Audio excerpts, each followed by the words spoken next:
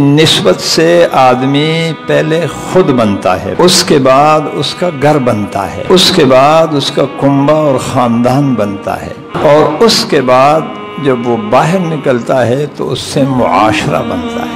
ہر چیز اپنی نسبت سے بڑھتی ہے اور گھٹتی ہے۔ نسبت ایک ایسی عظیم دولت ہے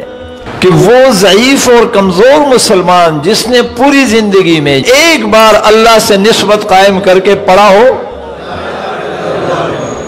محمد الرسول اللہ، یہ نسبت قائم کیا ہوا ہو،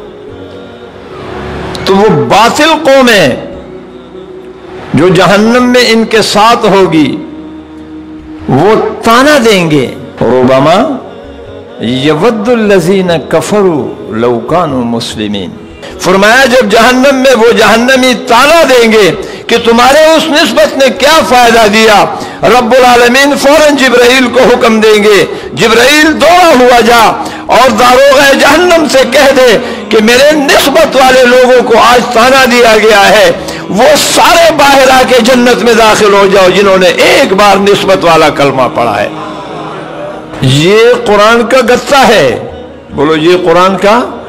بولتے نہیں ہو، یہ قرآن کا، اور یہ اس کے اندر کیا ہے، بولو نا،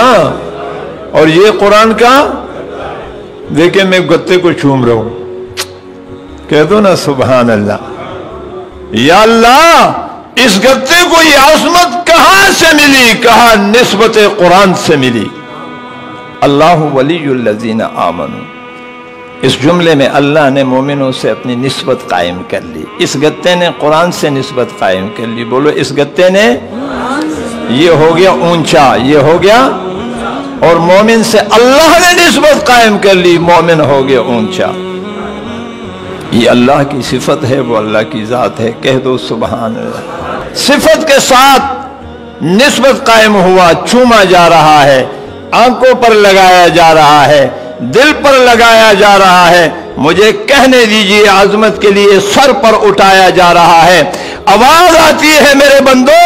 گتے نے میری صفت کے ساتھ اپنے آپ کو جوڑا، نسبت کو قائم کر لیا، اور دنیا والے سر پہ اٹھاتے ہیں، یہ میری صفت ہے، اگر تم میری ذات کے ساتھ اتنی نسبت کو باقی رکھو گے میں کائنات کے سروں پر تمہیں بٹھا دوں گا۔